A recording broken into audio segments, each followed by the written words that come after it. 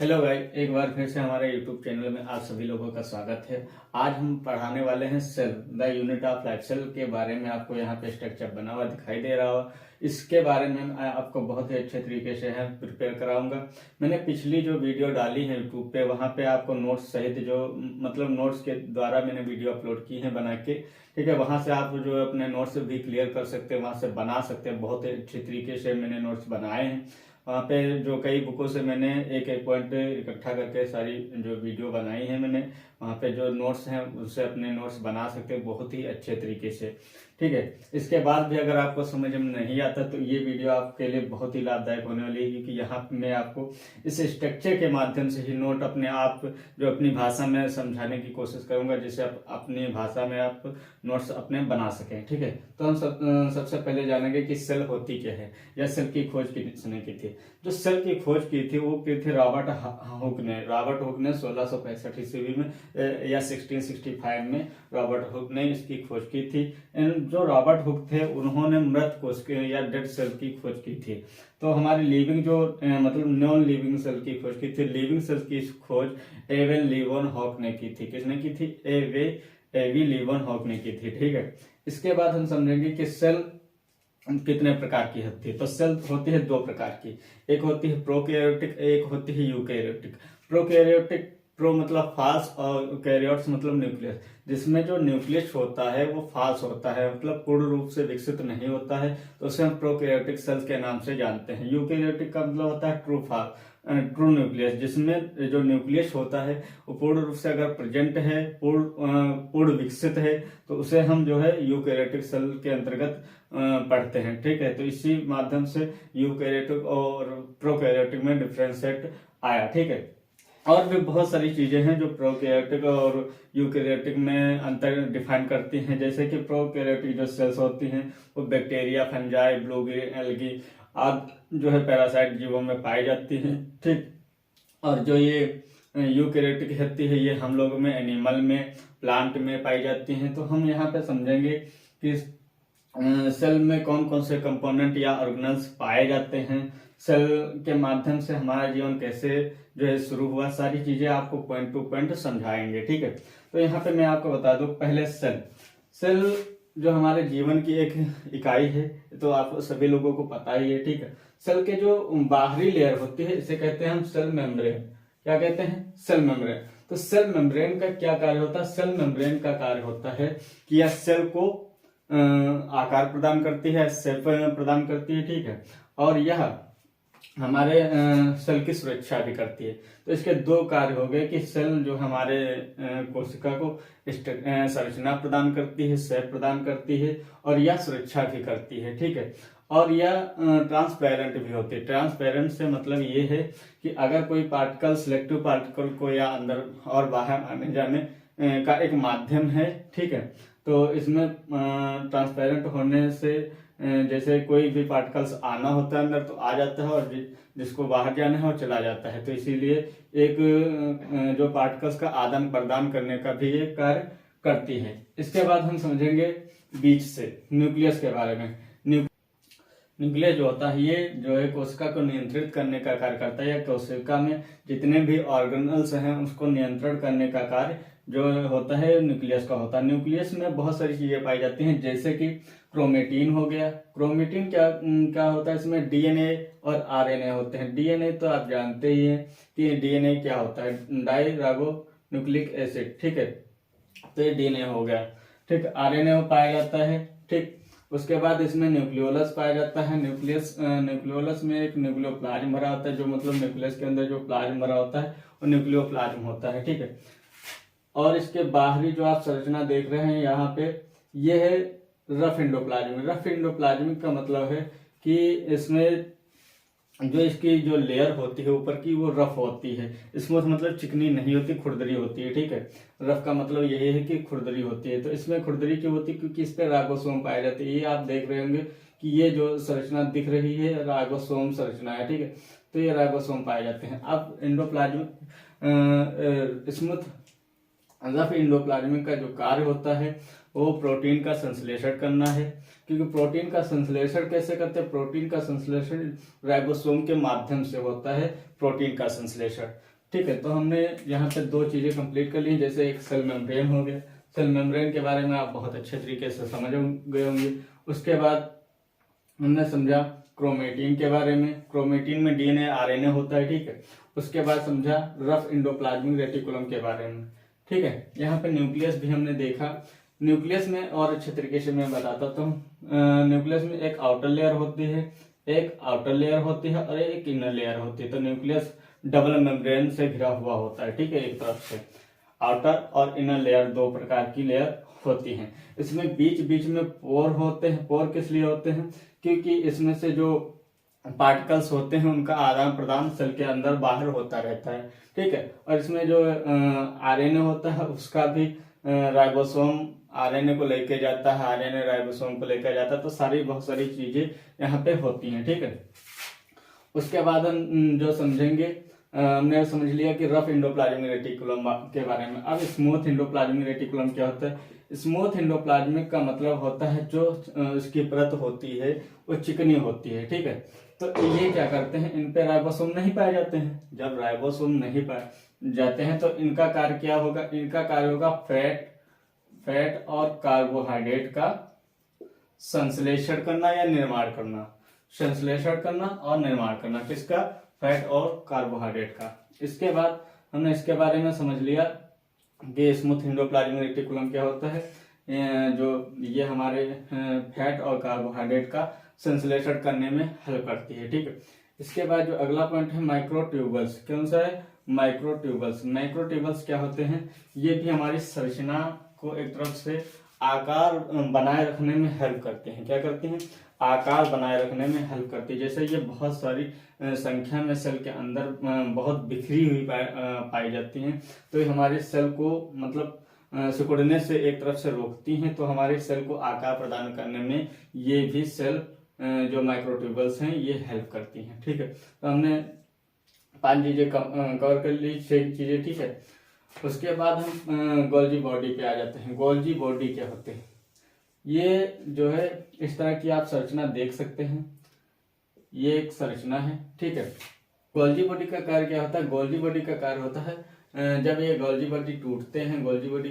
टूटते हैं। ठीक है, तो गोल्जी बॉडी जब टूटते हैं तो इनके टूटने से लाइसोसोम का निर्माण होता है। किसका निर्माण होता है, लाइसोसोम का निर्माण होता है। उसके बाद जो दूसरा इसका कार्य एक तरफ से हो जाएगा, वो दूसरा कार्य है बंडल बनाना। क्या करना, बंडल बनाना। बंडल क्या मतलब, जो हमारे सेल के अंदर पार्टिकल्स बिखरे होते हैं, जैसे प्रोटीन हो गया, लिपिड्स हो गया, इनके जो पार्टिकल्स ऐसे ऐसे बिखरे होते हैं तो इनको जोड़ के रखने का कार्य करता है। ठीक है, और एक तरफ से इसे जो गोल्जी बॉडी है इसे हम ट्रैफिक पुलिस भी कहते हैं, cell of traffic police of cell. तो मतलब सेल का जो ट्रैफिक पुलिस के नाम से भी गोल्जी बॉडी को जानते हैं। ट्रैफिक पुलिस का मतलब ये होता है कि जो हमारे पार्टिकल्स हैं, जैसे प्रोटीन हो गया, लिपिड्स हो गया, तो इनको बांधने का कार्य करता है, इधर उधर बिखरने का कार्य नहीं करता है, बिखराने का। ठीक है, इसको बांधने का कार्य करता है एक तरह से, जो हमारी पुलिस करती है। ठीक है, तो उसी प्रकार से इसे हम ट्रैफिक ऑफ सेल भी कहते हैं। ठीक है, तो हमने यहाँ पे 4 चीजें कवर कर ली हैं गोल्जी बॉडी के बारे में। ठीक, अब इसके बाद आ गया न्यूक्लियस तो हो गया। ठीक है, अब आ जाइए यहाँ पे वैक्यूल्स। वैक्यूल्स का कार्य क्या होता है, वैक्यूल्स के बारे में समझते हैं। जो वैक्यूल्स होता है, ठीक, ये वाटर और भोजन का संग्रह, फूड का संग्रह करने के लिए हमारे होता है। प्लांट में क्या होता है, प्लांट में इसका जो साइज होता है वो लार्ज होता है, और एनिमल में इसका साइज स्मॉल होता है। क्या होता है, एनिमल में इसका साइज स्मॉल होता है, और जो प्लांट होते हैं उस पे इसका साइज जो है लार्ज होता है। लार्ज इसलिए होता है क्योंकि ये पानी का जो है पानी को इकट्ठा करता है या रोकता, संग्रह करता है, फूड को संग्रह करता है। ठीक है, तो प्लांट में सबसे ज्यादा वाटर और फूड की आवश्यकता होती है। इस वजह से उनमें जो वैक्यूल्स होता है उसका जो साइज होता है वो काफी बड़ा होता है एक सेल के अंदर। ठीक है, तो हमने यहाँ पे वैक्यूल्स के बारे में समझ लिया। अब हम समझेंगे लाइसोसोम क्या होता है। अब कि सेल के अंदर अगर कोई भी ऑर्गेनल्स डैमेज हो जाता है किसी कारणवश, या जैसे मान लीजिए हमारे अंदर चोट लग गई, ठीक है, डैमेज हो जाता है, तो क्या करता है, लाइसोसोम फट जाता है। ठीक, लाइसोसोम फट जाता है और उस सेल को या उस ऑर्गेनल्स को, जो भी अगर पूरी सेल नहीं खराब है, 1-2% खराब है, तो लाइसोसोम फट जाता है, उस ऑर्गेनल्स को मार देता है। क्या करता है? मार के खा जाता है। इसमें क्या होता है, लाइसोसोम जो होता है इसमें हाइड्रोलिटिक एंजाइम पाया जाता है। कौन सा पाया जाता है? हाइड्रोलिटिक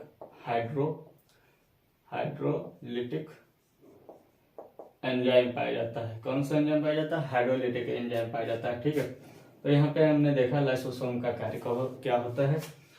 और दोस्तों एक बात मैं और बता देता हूँ कि जैसे ये आपको सेल दिख रही है, ठीक है, आपको पता है कि ये सेल का इस तरह का डायग्राम नहीं होता, लेकिन सेल के अंदर जो मेन ऑर्गेनल्स हैं उनको डिफाइन करना सिर्फ रहता है कि सेल के अंदर ये ऑर्गेनल्स रहते हैं, और ये बहुत सारी संख्या में पाए जाते हैं, जैसे कि 2000, 4000, 5000 इस तरह से संख्या में पाए जाते हैं। यहाँ पे हम एक एक जो है ऑर्गेनल्स के बारे में ही पढ़ते हैं, यानी कि एक एक संख्या के आधार पे उनको डिफाइन कर जो है पढ़ते हैं, लेकिन इनकी एक सेल के अंदर बहुत हजारों में संख्या होती है। ठीक है, अब पढ़ेंगे हम राइबोसोम के बारे में। राइबोसोम के बारे में हमने पहले से ये यहाँ पे एंडोप्लाज्म में पढ़ लिया है कि इसका कार्य होता है प्रोटीन का संश्लेषण करना।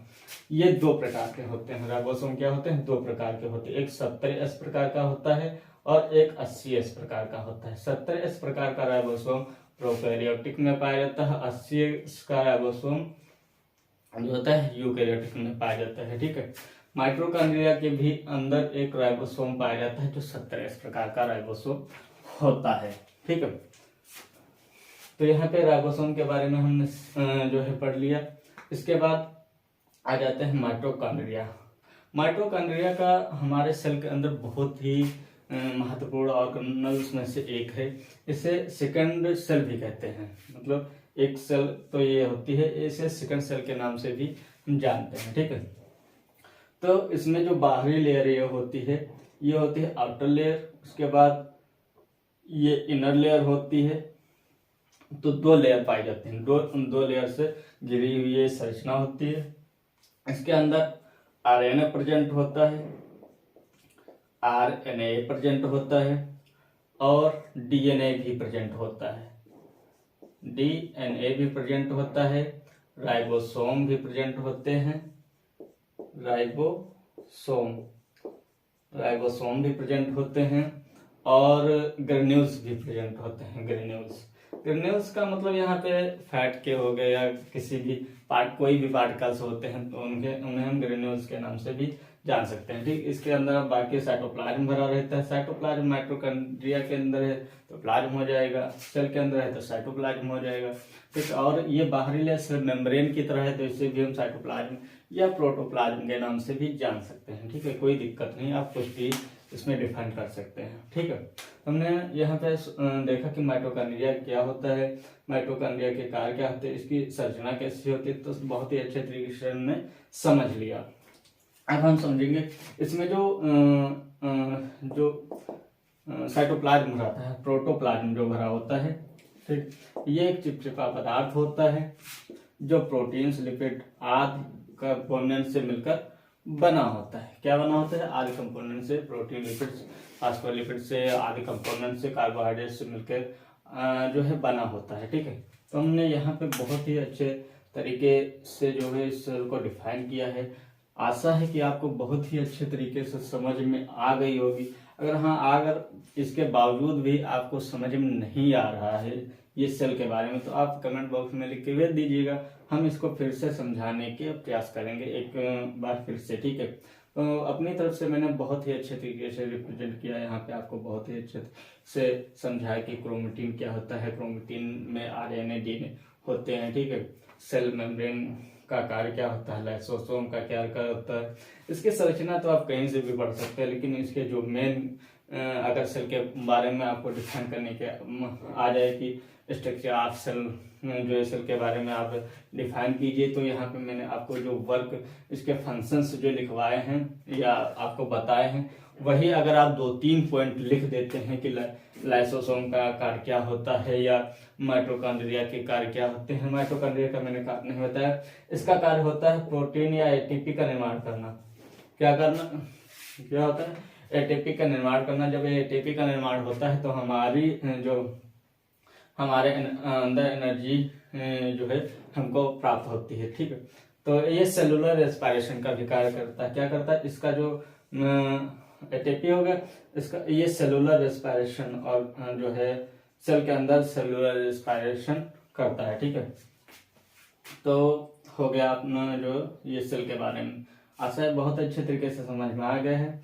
अगर आपको समझ में आ गया है तो चैनल को लाइक कर, चैनल को वीडियो को लाइक एंड चैनल को सब्सक्राइब कीजिए। मिलते हैं ऐसे ही नेक्स्ट वीडियो में। धन्यवाद।